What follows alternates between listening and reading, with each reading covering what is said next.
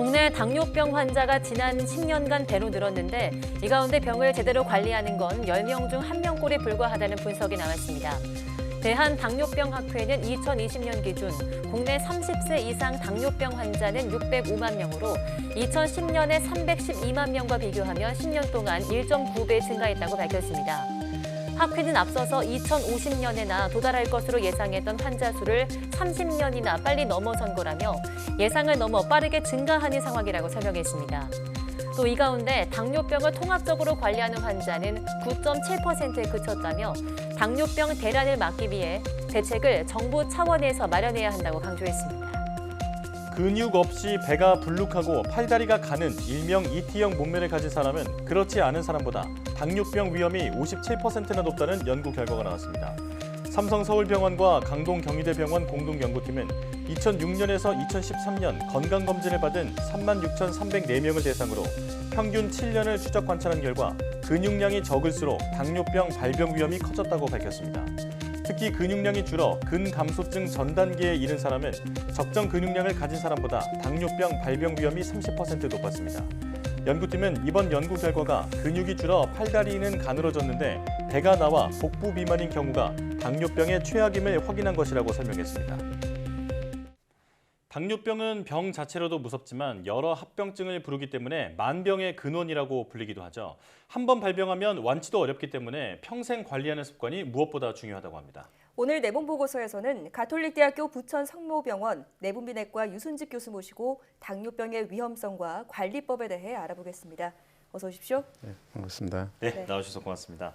자, 당뇨병은 대표적인 성인병으로 알려져 있는데요. 이제 너무나 익숙한 병이긴 하지만 정확히 어떤 병인지 교수님께서 한번 정리해 주시죠. 네, 당뇨병은 혈액 속에 이 포도당이 있는데 그 수치가 만성적으로 이렇게 증가되어 있는 그런 상태입니다. 그래서 네. 결과적으로는 전신적인 합병증이 발생하는 병입니다. 과거에는 그 망국의 병이라고 이렇게 회자하던 기억도 있습니다. 네. 환자 자신에게는 매우 어렵고 힘든 병이고 늘 합병증 발생에 대한 두려움을 주는 병이기도 합니다. 그렇군요. 자, 그렇다면 이게 혈당이 어느 정도 돼야 당뇨병으로 진단을 하는 건가요? 혈당 수치만 갖고 얘기하지는 않고요. 저희가 이 평균 혈당 검사를 중요시합니다. 그래서 평균치를 갖다가 당화혈색소라는 이름으로 이렇게 해서 진단의 기준을 사용하고 네. 있습니다. 그래서 저희가 8시간 이상 공복 상태에서 혈당 포도당을 측정했을 때 126mg/dL 이상인 경우 그리고 좀 어려울 수 있습니다만 75g 경구 당부화 검사를 일단 시행해서 2시간째 혈당 포도당이 200mg/dL 이상 올라간 경우 그리고 당화혈색소가 6.5% 이상이면 당뇨병이라고 진단할 수 있습니다. 이 당뇨병의 진단도 중요하지만 당뇨병 전 단계에 대한 기준도 알아보는 것이 좋겠습니다. 자, 그런데 당뇨병은 국민병으로 불릴 정도로 굉장히 많은 환자들이 있는 것으로 알고 있습니다. 자, 우리나라의 당뇨병 환자 수는 얼마나 많나요? 네, 제일 중요한 자료는 2020년 대한당뇨병학회에서 발간한 팩트시트라는 자료가 되겠습니다. 가장 최신 자료이고요. 2018년까지의 국민건강 영양조사 자료를 딱 분석하였는데 30세 이상 성인 약 7명 중 1명이 당뇨병인 것으로 추산됩니다. 그리고 65세 이상 성인에서는 약 10명 중 3명이 당뇨병을 앓고 있다고 하는데요.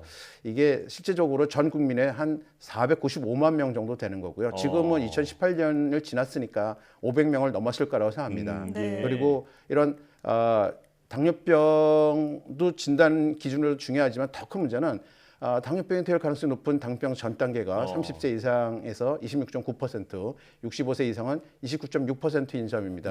그래서 저희가 실제적으로 65세 이상인 사람들의 경우에서는 당뇨병 또는 당뇨병 전 단계가 무려 50%를 넘는다는 그런 심각한 얘기가 나오기 때문에 이게 국민병이라고 얘기하는 거는 뭐 의례 당연하다고 저는 생각합니다. 그렇군요. 수치로 따져도 정말 많은 분들이 지금 당뇨병을 앓고 계시는 건데 당뇨병을 얻게 되는 주요 원인이 뭔가요? 이게 뭐 유전적인 요인이 분명히 있습니다. 그리고 또 더 중요한 거는 환경적인 요인이 있습니다. 그래서 저희가 당뇨병이 최근 들어서 굉장히 급격하게 증가하고 있는데 이건 우리 사회가 이 산업화되면서 아주 급격한 변화를 갖다가 보였던 것이 원인을 제공하고 있다고 생각합니다. 아마 과거 저희가 이제 단군 이래 가장 잘 산다는 시대에 살고 있습니다. 5천 년 동안 정말 굶주리고 생존 자체가 매우 어렵던 사회에서 이제 모든 게 풍족한 사회로 되었습니다. 그래서 비만도 급속도로 증가하고 있지 않습니까? 그렇죠. 그래서 삶에서 또 많은 경쟁을 해야 되는 그런 이런 사회, 그리고 스트레스에 시달리는 환경, 또 음주 문화가 엄청나게 발달했죠. 그리고 오늘 저녁 뭐 먹을까 항상 그렇게 생각하는, 맛있게 그리고 많이 먹는 모습을 네. 다양한 매체에서 늘 접하게 되는 사회 환경이 원인을 제공하고 있다고 생각합니다. 네. 그래서 과거 식생활 해결이 어려웠던 시기에는 우리 몸속에 있는 유전자에는 우리가 어려운 환경에서도 생존할 수 있도록 발달한 기아 유전자라는 게 있었습니다. 예. 근데 이때까지만 해도 인슐린 분비 능력이 크지 않아도 생존할 수 있는 그런 시기를 살아왔는데, 산업이 급속도로 발전하면서 갑자기 영양 과잉 시대를 맞이하게 되면서 췌장에서 인슐린을 분비하는 이 공장이 우리가 먹은 거에 따라서 필요한 그런 인슐린 요구량을 제대로 충족하지 못하는 거죠. 인슐린을 제대로 만들어지지 못하는 환경이 또한 중요한 요인이 되겠습니다. 그렇군요. 영양 과잉이 오히려 인류에게는 그 질병으로 돌아왔다. 네, 이렇게 정리할 수 있겠는데요. 네. 자, 그렇다면 병원에서 확진을 받기 전에 당뇨병을 의심할 수 있는 증상에는 어떤 게 있을까요? 가장 흔한 증상이 다음 다식 단뇨입니다. 많이 마시고 많이 먹고 소변을 많이 보는 그런 증상이기 때문에 이건 너무 잘 알고 3다 증상이라고 알려져 있습니다. 네. 하지만 또 잘 모르는 것 중에 하나가 이유를 알기 어려운 피로감, 그리고 체중 감소, 이런 것들이 발생할 수 있습니다. 예. 또 여성분들의 경우에서는 외원부 소형증이 보일 수 있고 전신의 가려움증을 보이기도 합니다.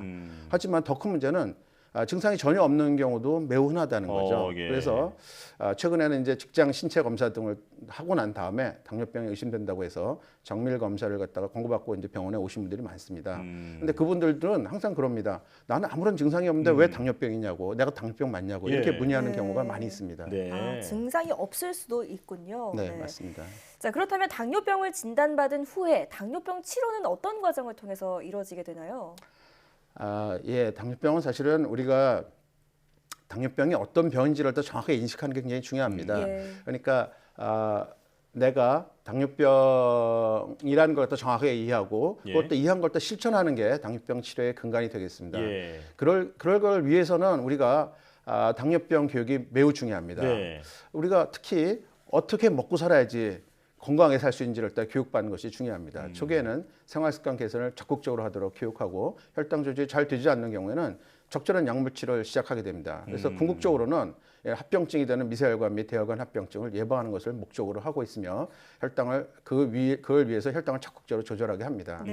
그리고 모든 사람들이 동일하게 하는 게 아니라 그 사람의 상황에 따라서 혈당 조절 목표를 개별적으로 설정을 해드리고, 그 목표를 잘 달성하고 있는지를 또 자꾸만 확인하고 또 격려하는 것이 중요합니다. 예. 이때 저희가 이제 많이 사용하는 것이 당화혈색소라는 검사와 자가혈당 검사가 중요한 역할을 하게 됩니다. 예. 일반적으로 2형 당뇨병 환자라고 하는 우리 가장 많은 당뇨병에 있어서는 혈당 조절 목표는 당화혈색소 6.5% 미만입니다. 그리고 1형 당뇨병에 있어서는 일반적으로는 7% 미만으로 사용하고 있습니다. 네. 이러한 혈당 조절 목표는 환자의 신체적인 또는 정신적인 또는 사회적 여건이나 기대 여명, 동반 질환의 중증도 또는 저혈당 위험도에 따라서 개별을 하게 됩니다. 예. 그리고 저의 경우에 말씀 잠깐 드리면 이 자가혈당 검사를 굉장히 중요시 생각합니다. 그리고 환자들이 자기가 뭘 먹었는지를 갖다 적는 식사일기 교육을 갖다 특히 강조를 하게 됩니다. 그리고 또 최근에는 연속 혈당 검사라는 방법이 이제 우리나라에 많이 도입돼서 제1형 당뇨병 환자에 있어서는 이제 보험까지도 혜택이 되는데 아주 매우 유용하게 환자 자신이 자기의 상태를 다 아는 데 도움이 됩니다. 예. 우선 생활 습관 교정을 좀 해보고 좀 증상이 나아지지 않으면 약물 치료까지 넘어간다. 네, 이렇게 말씀을 또 해주셨는데요. 자, 그런데 당뇨병 환자들이 치료에 들어가게 되면 가장 걱정하는 게 이 인슐린 치료를 한번 받으면 평생 끊을 수 없다라는 인식이 있거든요. 참 이게 맞는 말입니까? 정말 정말 괴로운 일입니다. 정말 인슐린 맞는다는 게 얼마나 고통스러운지 정말 맞아보지 않은 사람은 잘 모를 수가 있습니다. 예. 하지만 실제적으로 인슐린 치료를 평생 해야 되는 경우가 있습니다. 1형 당뇨병인 경우에 있어서, 그리고 2형 당뇨병인데도 인슐린 분비가 매우 저하되어 있어서 인슐린 치료를 하지 않고는 혈당 조절할 수 없는 그런 경우에 있어서는 평생 인슐린 치료를 해야 합니다. 네. 하지만 좋은 점은 2형 당뇨병으로 고혈당이 심해서 인슐린 치료를 갖다 이미 시작한 분들 중에서도 때로는 인슐린 치료를 중단할 수 있는 경우도 상당수 있습니다.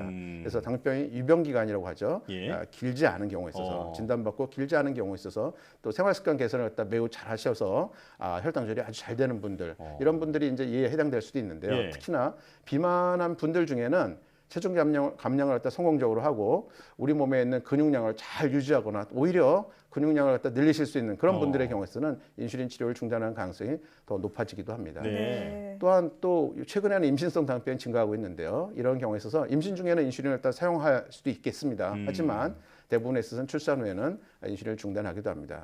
또한 수술 전에 인슐린 치료를 갖다 필요로 하신 분들도 있습니다. 혈당 조절이 잘 돼야지만 상처도 잘 아물고 회복도 잘 되기 때문에 그렇게 하는데요. 수술한 다음에 혈당 조절이 잘 되고 전신 상태가 개선된 경우에는 인슐린을 중단할 수 있기도 합니다. 네. 그리고 당뇨는 지금 이 합병증 문제가 심각하기 때문에 더 무서운 병이 아닐까 싶은데요. 당뇨병으로 인해 발생한 합병증에는 어떤 것들이 있을까요? 예, 당뇨병의 합병증은 대혈관 합병증과 미세혈관 합병증으로 크게 분류할 수 있습니다. 대혈관 합병증은 한마디로 말씀드리면 아주 큰 혈관에 발생하는 합병증이 되겠습니다. 우리 심장에 있는 관성동맥 또 뇌혈관과 같은 큰 혈관이 되겠는데요. 그 경우에는 우로 그 협심증이나 심근경색증과 같은 허혈성 심질환 그리고 뇌졸중이 대표적인 질환이 되겠습니다. 네. 그리고 미세혈관 합병증은 망막과 신장에 오는 합병증으로 당뇨병 망막 합병증 또는 신장 합병증으로 이렇게 표현하는데 이런 것이 대표적인 합병증이 될 수 있습니다. 예. 말초 신경의 손상으로 인해서 신경 합병증과 당뇨발 등도 중요한 합병증이 되겠습니다. 예. 자, 당뇨병의 원인으로 유전적 영향 그리고 환경적 요인이 있다라고 이제 설명을 해주셨는데 이제 이 질환을 불러올 수 있는 또 다른 요인은 뭐가 있을까요?